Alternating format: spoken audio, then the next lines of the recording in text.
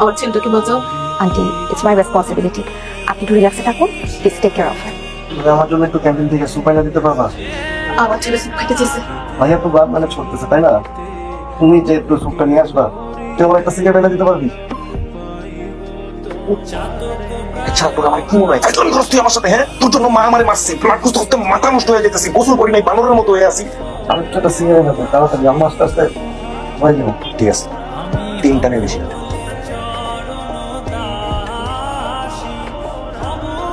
আগে চিন্তা করার কিছু নেই, একদম ঠিক আছে। তাহলে আমরা আসি। তোমাকে কি বলে যে ধন্যবাদ দিতে বুঝতে পারতেছি না। তুমি অনেক কষ্ট করছো। আরেকটা কথা হলো, তোমাকে দেখে আমার কি যে ভালো লাগছে। আপনার কাছে অনেক কৃতজ্ঞ।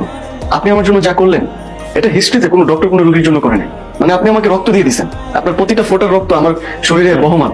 আমি এটা ফিল করতে পারি, প্রত্যেকটা পালস আমি ফিল করতেছি। আমি তো ডাক্তারের প্রেমে পড়ে গেছি। ডাক্তার নিয়ে প্রেমে পড়ে গেছিস? তারপর তারপর কি হাতে একটু করে খাইটা তারপর গেলাম সুন্দর মতো হাসপাতালে, ব্যান্ডেজ করে নিয়ে আসলাম। হাতটা কাছে কে? আমি আমার কে কাটবে?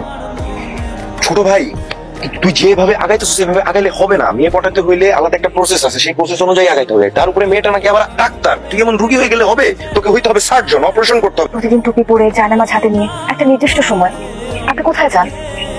না ওদিকে কোনো মসজিদ আছে, না এদিকে? আসলে আপনি আসলে মানে আমি বুঝতে পেরেছি।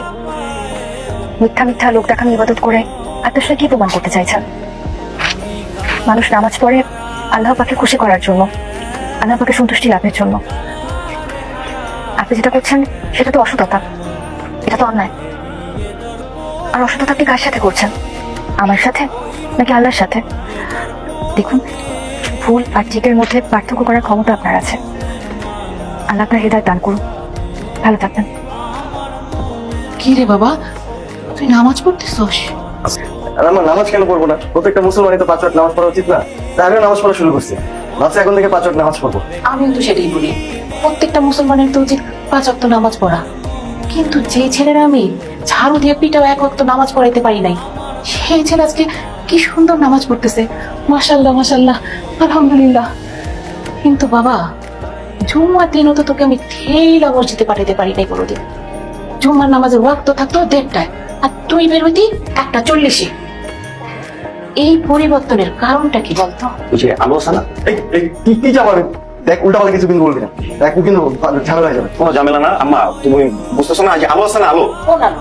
এই ভুলে গেছো? আমি তোমার মনে করাই দিই, তোমার এই যে ছোট ছেলে গ্যাঞ্জাম করার সময় মাথা ফাটাইছিল, এরপর হসপিটালে গেছে, ডক্টর এবি নাকি ও মনে পড়ছে না? হ্যাঁ, মনে পড়ছে আলো। হ্যাঁ, আলো আলো খুবই ভালো তো। খুবই ভালো। বাহ, ওই ভালোতেই তো আটকাইছে তোমার ছেলে। কি আটকেছে আটকেছে করতেছে, শুধু শুধু ফাইটাম করতেছে। আমার কিন্তু এখন ভালো লাগতেছে না। আমার নামাজ যারা বাকি আছে তোমরা যাও। ঘটনাটা কি বলতো? ঘটনাটা তুমি এত বছরে যে জিনিসটা করতে পারো নাই, এই নিয়ে আলো করে দেখাইছে। তোমার এই শয়তান ছেলেটারে মানুষ বানায় ছাড়তেছে। তোমার ছোট ছেলে আলোকে পছন্দ করে। আলহামদুলিল্লাহ, এটা তো খুবই খুশির কথা। খুশির কথা। আমি বলতেছি কি, আমাদের কি করা উচিত? বিয়ের প্রস্তাব পাঠানো উচিত। হ্যাঁ, খবর টবর নিয়ে ওদের বাড়িতে বিয়ের প্রস্তাব পাঠাই। কিন্তু বাবারে, একটা সমস্যা তো আছে। আবার কি সমস্যা মা? তুই হলি বড় ভাই, বড় ভাইয়ের বিয়ে না দিয়ে আমি কিভাবে ছোট ভাইয়ের বিয়ে দিই? এইটা কোনো সমস্যা আম্মা? এই সময়ে এটা কোনো সমস্যাই না। কিন্তু তুমি আমার আম্মা, তোমার মনের ব্যাপারটা দেখা আমার জরুরি। তোমার যেহেতু কষ্ট হইতে পারে, সেহেতু তোমাকে আমি একটা বুদ্ধি দিতেছি, আমাদের 2 ভাইকে তোমার একসাথে বিয়ে দাও। আমার তো কোনো গার্লফ্রেন্ড নাই, তুমি একটা মেয়ে দেখো, পছন্দ করো, 2 ভাই একসাথে এক জায়গায়।